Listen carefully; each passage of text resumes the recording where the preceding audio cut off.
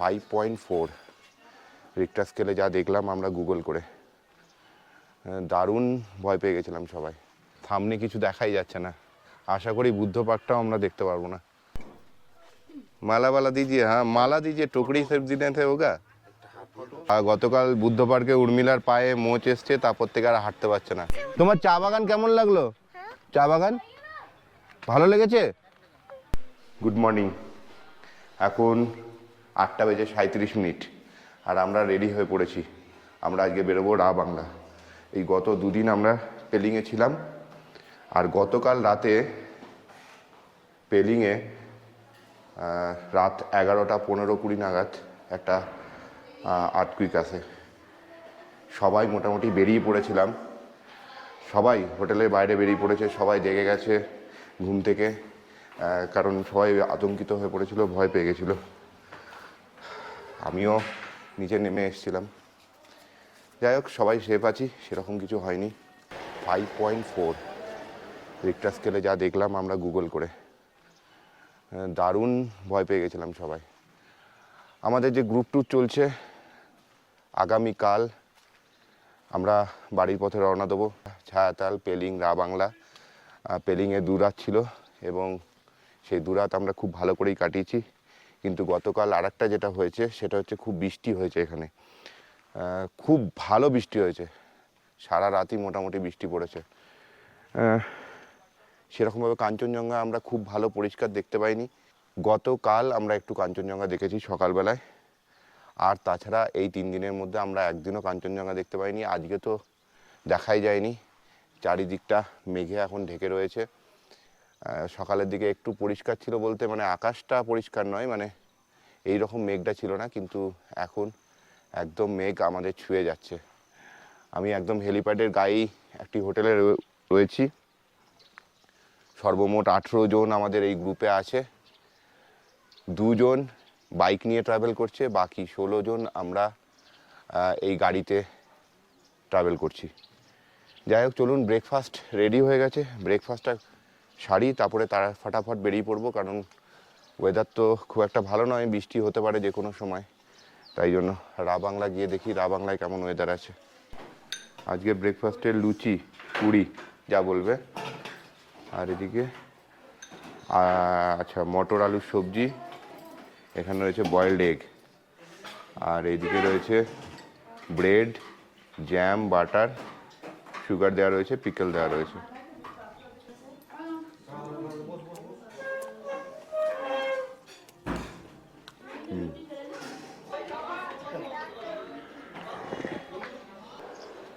Luggage packing complete. পেলিংকে এবারের মতো tata জানিয়ে আমরা রওনা দিচ্ছি রা বাংলার উদ্দেশ্যে। আপনারা এই রাস্তার প্রাকৃতিক সৌন্দর্য উপভোগ করুন, আর ততক্ষণে আমরা জেনে নিই আমাদের পরবর্তী গন্তব্যের সম্পর্কে।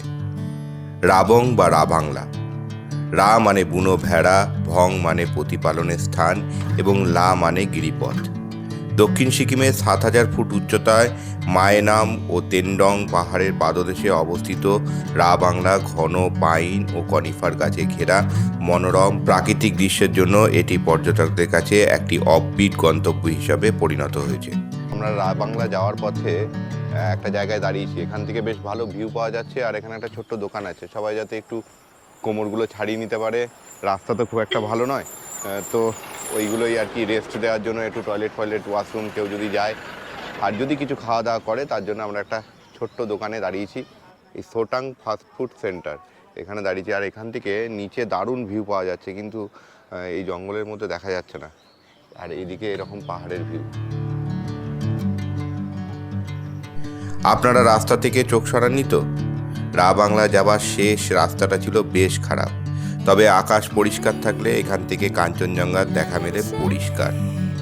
দেখুন, এই কথা বলতে বলতে পৌঁছে গেলাম আমাদের আজকের আস্তানায়। দুপুর 1:08 আর আমরা পৌঁছে গেছি রা বাংলা। আর রা বাংলায় আজকে আমাদের যেখানে আর কি থাকবো আজকে রাতের আস্তানা, সেটা হচ্ছে ত্রিকায়া রিট্রিটে আমরা আজকে থাকবো। রুম রেডি হচ্ছে, তো আমরা একটুখানি চা খেয়েই আমরা বেরিয়ে পড়বো বুদ্ধ পার্কের জন্য। ওই বুদ্ধ পার্কে আমরা ঘুরে দেখবো। যাই হোক, খুব সময় মতোই পৌঁছেছি, তাড়াতাড়ি পৌঁছেছি। এবার আজকে আমরা আর কিছু সাইট সিন করবো না, এই বুদ্ধ পার্কেই আমরা ঘুরে বেড়াবো। আর যারা মার্কেটিং করেনি এখনও পর্যন্ত কোনো জায়গায়, এখানে ছোট্ট একটা বাজার আছে, সেই বাজারে তারা মার্কেটিং করবে। আমরা চলে এসেছি রা বাংলা বুদ্ধ পার্কের সামনে, মানে আমাদের হোটেল থেকে জাস্ট একটু নিচেই। তো একদম পার্কের সামনেই আমরা মেন গেটের সামনে এখন দাঁড়িয়ে আছি। এখান থেকে টিকিট করতে হবে, টিকিট করে আমরা তারপরে ভেতরে প্রবেশ করব। বুদ্ধ পার্ক, যা তথাগত শাল নামেও পরিচিত, এটি রা বাংলার প্রধান দ্রষ্টব্য জায়গা। পার্কটির নির্মাণ কাজ 2006 সালে শুরু হয় এবং 2013 সালে সম্পন্ন হয়। চারিদিকে সুউচ্চ হিমালয় পর্বতমালা এবং সবুজ প্রকৃতির মাঝে অবস্থিত এই পার্কটি সব ধরনের ভ্রমণ পিপাসুর মানুষকে মুগ্ধ করে। বুদ্ধের 130 ফুট উঁচু বিশাল মূর্তিটি এই স্থানটিকে আরও আকর্ষণীয় করে তুলেছে। আকাশ পরিষ্কার থাকলে বুদ্ধ মূর্তির পিছনে দেখতে পাওয়া যায় স্নো ক্যাপ মাউন্টেন, যা অকল্পনীয় দেখতে লাগে। পার্কটির ভেতরে শান্ত পরিবেশ এক আলাদাই পরিবেশ সৃষ্টি করে। এর পথ ধরে চারিপাশে ঘুরে বেড়ানো সত্যিই আনন্দদায়ক। প্রচুর বড় এলাকা নিয়ে এই বুদ্ধ পার্কটি, আর এখানে একটা মিউজিয়ামও আছে। আমি এই বুদ্ধ পার্ক ভিজিট করে এলাম, কিন্তু ভেতরে কোনো ফটোগ্রাফি অ্যালাউড নয়, তাই এই ভেতরটা আপনাদেরকে দেখাতে পারলাম না। জায়গাটা কিন্তু বেশ লাগছে, চারিদিকে এরকম গাছ আছে। সব থেকে ভালো লাগছে এই সামনে আসবার রাস্তাটা, এত সুন্দর সাজানো। এখানে একটা ফাউন্টেন আছে যেটা এখন বন্ধ আছে। ছবি টবি তোলার জন্য কিন্তু বেস্ট জায়গা। কি সুন্দর করে ছাতা দিয়ে এই ফুল গাছগুলো লাগানো রয়েছে, দারুণ লাগবে কিন্তু এগুলোর সঙ্গে ছবি টবি তুললে। ওই দেখুন ব্যাটারি গাড়িগুলো যাচ্ছে, ওই দিক দিয়ে নিয়ে গিয়ে আপনাকে ওই বুদ্ধ পার্কের একদম বুদ্ধ মূর্তির পাদদেশে পৌঁছে দেবে। আপনাকে ওখানে ছেড়ে দেবে, আপনি ওই জায়গাটা ঘোরাঘুরি করবেন, তারপরে আপনাকে আবার সময় মতো ওই গাড়ি আপনাকে নিয়ে আসবে, আবার বাইরে ওই কাউন্টারের ওখানে পৌঁছে দেবে। আপনি এখানকার লোকাল এই সমস্ত ড্রেস পরে আর কি ছবিও তুলতে পারেন। 100 টাকা করে লাগবে, যত খুশি ছবি তুলুন। এই ভেতরে এখানে অনেক খাবারের দোকান আছে, সুভিনিয়ারের দোকান আছে। আপনি শেষে আপনারা সেই সমস্ত জায়গা থেকে জিনিসপত্র কিনতে পারেন বা কোনো কিছু খাওয়ার ইচ্ছে হলে খেতে পারেন। আর এই ভেতরটাতে বসে শুধু ওই বুদ্ধ মূর্তির দিকে তাকিয়ে থেকে ওই জায়গায় বসে থাকবেন সিঁড়িগুলোর মধ্যে। এত সুন্দর লাগছে, এত সুন্দর হাওয়া দিচ্ছে। আর মিনিটে মিনিটে এখানকার ওয়েদার চেঞ্জ হয়ে যাচ্ছে, একটু পরিষ্কার হচ্ছে, আবার কখনো এক ঝাঁক মেঘ এসে ওই বুদ্ধ মূর্তিকে পুরো ঘিরে ফেলছে। 1-2 ফোঁটা করে বৃষ্টিও পড়ছে। একদম খুব তাড়াতাড়ি ওয়েদার চেঞ্জ হয়ে যাচ্ছে। আজকেও লাঞ্চ করতে অনেকটা দেরি হয়ে গেল। এই পরিবেশে বুদ্ধ পার্ক ঘুরতে এতটাই ব্যস্ত যে আজকে অনেকেই লাঞ্চ স্কিপ করেছে। লাঞ্চ করার পরে একটু হাঁটতে বেরিয়েছিলাম যে আর একবার বুদ্ধ পার্কের দিকে যাই। তো বেরিয়ে যা ওয়েদার দেখছি, মানে কি বলবো আপনাদেরকে, আমার সামনে 10 হাত দূরেও ভিজিবিলিটি একদম জিরো হয়ে গেছে। এত মেঘ নিচে নেমে চলে এসছে। সামনে বুদ্ধ পার্ক, কিছু দেখতে পাচ্ছেন? কোথায় সেই বুদ্ধ মূর্তি? অত বড় বুদ্ধ মূর্তি, কিচ্ছু দেখা যাচ্ছে না, সম্পূর্ণটা ঢেকে গেছে। আর মেঘ দেখুন কিরকম ভাবে নেমে এসছে।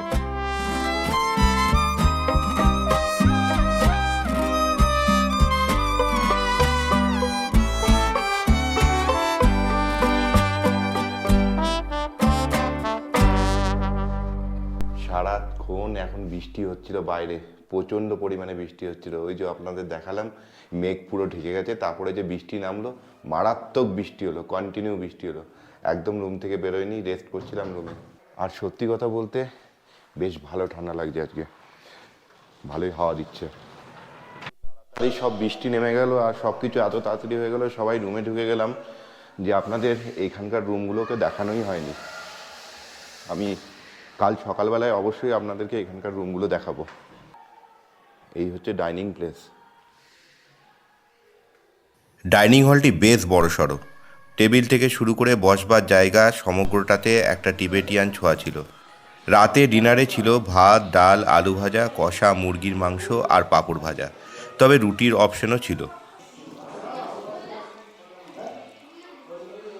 দেখুন রাতের আলোতে বুদ্ধমূর্তি কত সুন্দর লাগছে। মনে হচ্ছে যেন বৃষ্টিতে বুদ্ধমূর্তি ধুয়ে মুছে আবার পরিষ্কার চকচকে ঝকঝকে হয়ে নতুন রূপে সেজে উঠেছে। মর্নিং, এখন সকাল 9টা বাজতে 10 মিনিট। আজকে আমরা এখান থেকে Tammy tea garden, Chardham, Namchi দেখে আমরা নিচে শিলিগুড়ির দিকে রওনা দেবো। শিলিগুড়ি জংশন থেকে আমাদের আজকে ফেরবার ট্রেন আছে কাঞ্চনকন্যা এক্সপ্রেস। যাই হোক, এখন আমরা এখানে ব্রেকফাস্টটা করব, ব্রেকফাস্ট করেই আমরা রওনা দেবো। আমাদের হোটেলের রুমগুলি ছিল বেশ বড়সড়। আপনাদের টিপিল এবং ডবল দু রকমের রুমই দেখালাম। পরিষ্কার পরিচ্ছন্নতা এবং সার্ভিসের মান খুব একটা ভালো ছিল না, তবে হোটেলের লোকেশনের দিক থেকে ছিল দুর্দান্ত। সেদিন আমরা জলখাবারে গরম গরম লুচি আর ঘুগনি উদরস্থ করে রওনা দিই। আমরা যাবার পথে দেখে নিয়েছিলাম নামচি, চারধাম এবং সাই মন্দির। তবে আপনারা যদি আরও একটা দিন রাবাংলায় থাকেন তাহলে এখান থেকে অনতি দূরে দেখে নিতে পারেন টাইটানিক ভিউ পয়েন্ট এবং রালাং মনেস্ট্রি।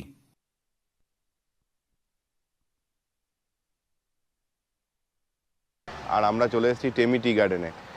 এখানে দারুণ বড় একটা চা বাগান আছে, সিকিমের বলতে পারেন একদম বড় চা বাগান এই টেমি টি গার্ডেন। আমরা এখানে পৌঁছে গেছি, জাস্ট রাবাংলা থেকে এখানে ওই 10-12 কিলোমিটার মতো, আধ ঘন্টা থেকে 40 মিনিট সময় লাগে কম বেশি। এখন চা বাগানটা আমরা ঘুরে দেখব, চলুন। আর এই জায়গাটা কিন্তু ভীষণ সুন্দর, চারিদিকে অনেক চায়ের দোকান আছে যেখান থেকে আপনারা বসে এই গার্ডেনের আর কি চা পান করতে পারেন, অথবা বাড়ির জন্য চা কিনে নিয়ে যেতে পারেন। এখানে খুব ভালো ফ্লেভার টি পাওয়া যায়। দক্ষিণ সিকিমে অবস্থিত টেমি চা বাগান রাজ্যের একমাত্র সরকারি চা বাগান। 1969 সালে প্রতিষ্ঠিত এটি প্রায় 440 একর জায়গা জুড়ে কাঞ্চনজঙ্ঘার প্রাকৃতিক দৃশ্যের জন্য অত্যন্ত জনপ্রিয়। টেমি হলো সিকিমের একমাত্র চা বাগান যেটি নিজস্ব রূপে, গুণে, গন্ধে আপনাকে মুগ্ধ করবেই। দেখি দেখি দেখি, হ্যাঁ হ্যাঁ, না না, সব সাজিয়ে দিলে তখন ভালো লাগবে। माला वाला दीजिए, हाँ माला दीजिए, टोकरी सिर्फ देने से होगा। वाओ, দেখুন এমনি করে ড্রেস পরে ফটো তুলতে পারবেন 100 টাকা করে। ফটো যত খুশি তুলুন, ড্রেস এখান থেকে নিয়ে নিন। একদিকে দাঁড়িয়ে কাঞ্চনজঙ্ঘা আর অন্যদিকে পাহাড়ের অন্য ঢাল বেয়ে নেমে গিয়েছে বিস্তর সবুজ চা বাগান। তবে এখানকার ইউএসপি হলো এই চা বাগানের মাঝে রয়েছে প্রচুর চেরি ব্লসম গাছ। নভেম্বর মাসে বাগান জুড়ে থাকে গোলাপি চেরি ফুল। এই দৃশ্য সিকিমে শুধু দেখা যায় টেমি চা বাগানে। Tea factory, Temi tea garden factory, ওর নিচে আর নামতে দিচ্ছে না, তাই আমরা আর গেলাম না।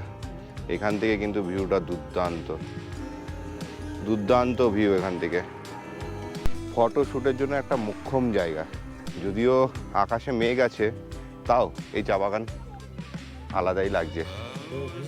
ওই মেঘ ভেসে বেড়াচ্ছে আর তার সামনে এই সবুজ গালিচার মতো চা বাগান, উঁচু নিচু, একটা আলাদাই লাগছে। উপর থেকে রাস্তাটা দেখুন কত সুন্দর লাগছে, গাড়িগুলো যাচ্ছে, আলাদা লাগছে কিন্তু। আর ওইখানে নদী, ওই যে নদী দেখা যাচ্ছে মেঘের একদম কোলে আর কি। দারুণ লাগছে এই পিকচারটা, ল্যান্ডস্কেপ এখানে দারুণ। এখানে বেশ কিছু কটেজ আছে দেখুন, এই চা বাগানের পাশে এই কটেজগুলোতে থাকলে কিন্তু বেশ লাগবে, দুর্দান্ত এই কটেজগুলো। আমাদের গ্রুপে এরা দুজনও আছে, মানে তুষার আর এই উর্মিলা। গতকাল বুদ্ধ পার্কে উর্মিলার পায়ে মোচ এসছে, তারপর থেকে আর হাঁটতে পারছে না, কারণ খুব মুশকিল। ও বাইকে করে ওরা দুজন এসছে, কারণ গাড়িতে আর জায়গা ছিল না। এখন কেমন লাগছে পাটা?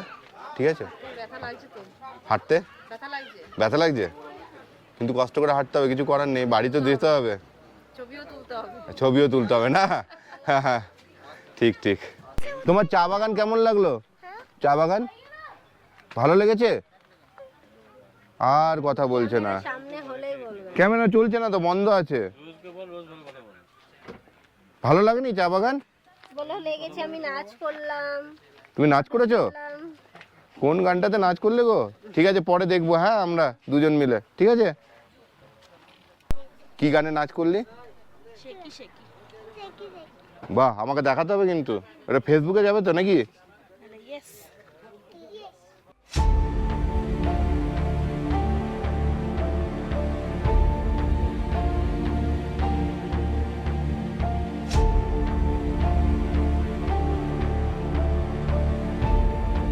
আমরা এখন এসেছি নামচি চারধাম মন্দিরে। এখানে 4টে ধাম আছে, তার সঙ্গে আরও অনেক মন্দির আছে। একটা শিবের বড় মন্দির আছে, সমস্ত জায়গাগুলো আপনাদেরকে দেখাবো। এখানে প্রবেশ করতে গেলে টিকিট কাটতে হবে। সুন্দর করে ডিরেকশন দেওয়া রয়েছে, আমরা ওই পথেই যাব। চারধাম বা সিদ্ধেশ্বর ধাম। চারধাম এখনও শুধু একটি পর্যটন কেন্দ্র নয়, এটি পূজা নিবেদনের জন্য প্রস্তুত একটি পবিত্র স্থান। এটি ভারতের 12টি জ্যোতির্লিঙ্গ এবং 4টি ধামের একটি প্রতিরূপ। এই বললাম না, মন্দিরটা বিশাল বড় এলাকা জুড়ে। আমরা বাইরেই গেটের ওখানে জুতো ফুতো সব খুলে এসেছি। ওখানে ওয়াশরুমের ব্যবস্থাও আছে, আর এখানে পুরো ম্যাপ করে দেওয়া রয়েছে কোন কোন ডিরেকশনে আপনি এই মন্দির ঘুরবেন, তাহলে আপনার সুবিধা হবে, একটু তাড়াতাড়ি ঘোরা হবে। নাহলে এটা সত্যিই অনেকটা সময় এখানে লাগার কথা, মানে 1.5-2 ঘন্টা ধরে আপনি এই জায়গাটাকে এক্সপ্লোর করতে পারেন। এর আগেও আমি এই চারধাম এবং রাবাংলা ঘুরেছি, নামটি চারধাম আর রাবাংলা, সেই ভিডিও কিন্তু এই চ্যানেলে আছে এবং ডিটেল ভিডিও করা আছে।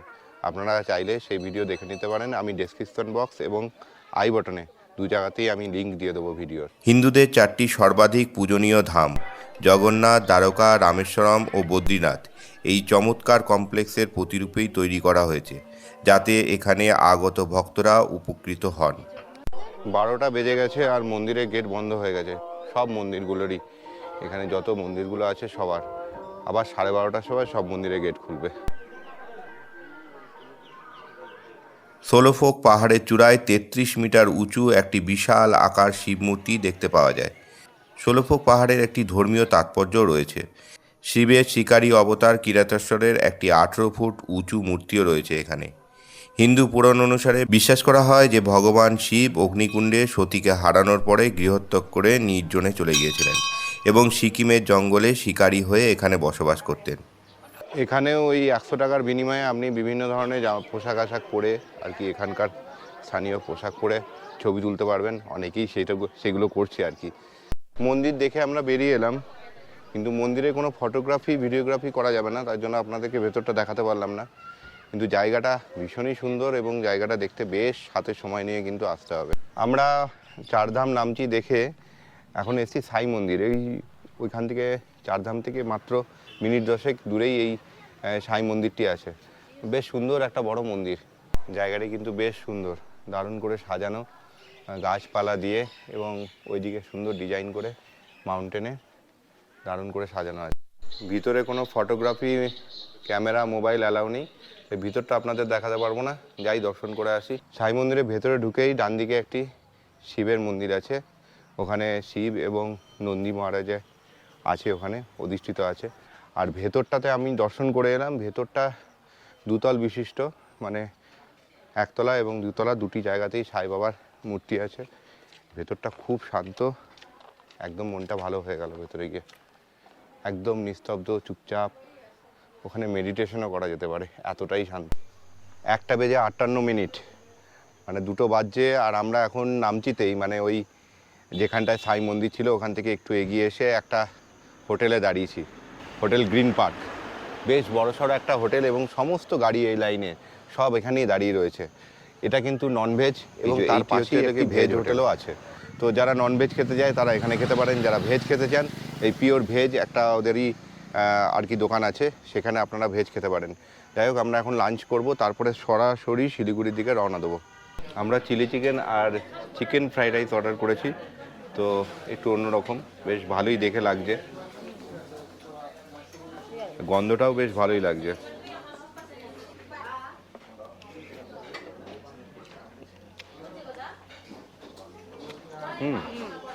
ভালো করেছে, স্মোকি ফ্লেভার আছে একটা, ভালো লাগছে। তবে বেশিরভাগ জনই চিকেন থালি নিয়েছিলেন। ভিড় থাকার জন্য খাবার পেতে বেশ দেরি হয় আমাদের। এই প্রথম গ্রুপ ট্যুরের অভিজ্ঞতা ছিল আমার কাছে অনবদ্য। কিছু তো ভুল ত্রুটি হয়েছে, তবে এই কদিনের মধ্যে কাটানো সময়, গল্প, আড্ডা সব মিলিয়ে সবাই একটি পরিবারের মতো হয়ে গেছিল। বাড়ি ফেরার সময় সকলেরই মনটা একটু বিষণ্ণ, তবে আশা করি সকলে একটা মিষ্টি ভ্রমণের স্মৃতি নিয়ে ফিরবে, যা বহুদিন মনে থাকবে সবার। ঘড়ির কাঁটায় 6টা বেজে 34 মিনিট, মানে 6:30 বেজে গেছে, আর আমরা পৌঁছে গেছি শিলিগুড়ি জংশনে। আমাদের এখানে ট্রেন আছে আজকে কাঞ্চনকন্যা এক্সপ্রেস। 4 রাত 5 দিনের গ্রুপ ট্যুর আজকে এখানেই শেষ করছি। এখান থেকে আমরা বাড়ির পথে রওনা দেবো আজকে। আর এই গ্রুপ ট্যুরে যা যা আমাদের অভিজ্ঞতা হয়েছে, যা যা আমরা করতে পেরেছি বা অনেক কিছু করতে পারিনি, এই সমস্ত কিছুই একটা এক্সপিরিয়েন্স হিসেবে আমি নিলাম। আচ্ছা, এনারা সব তেলেঙ্গানা থেকে এসছে এখানে দার্জিলিং ঘুরতে যাবে। গতকাল এসে পৌঁছেছে, আজকে এখনো পর্যন্ত এখানে দাঁড়িয়ে আছে। कैसा लग रहा है बंगाल? ठीक है ना? Full good. ठीक है, ऊपर बारिश हो रहा है थोड़ा थोड़ा, अच्छा ठंडा है। गर्मी तो इधर ज़्यादा है लेकिन ऊपर कम है। ठीक है, ठीक है, अच्छे से जाइए। ओके, আজকের মতো ভিডিওটা আমি এখানেই শেষ করছি। যদি ভিডিওটা ভালো লাগে তাহলে বন্ধুদের সঙ্গে শেয়ার করবেন, আর খুব বেশি ভালো লাগলে অবশ্যই চ্যানেলটাকে সাবস্ক্রাইব করে নেবেন, তাহলে এরকম নতুন নতুন ভিডিওর নোটিফিকেশন পেয়ে যাবেন সবার আগে। সবাই ভালো থাকবেন, সুস্থ থাকবেন, দেখা হচ্ছে আবার নতুন ভিডিওতে নতুন কোনো জায়গার নিয়ে। Tata. We wanna chase the night.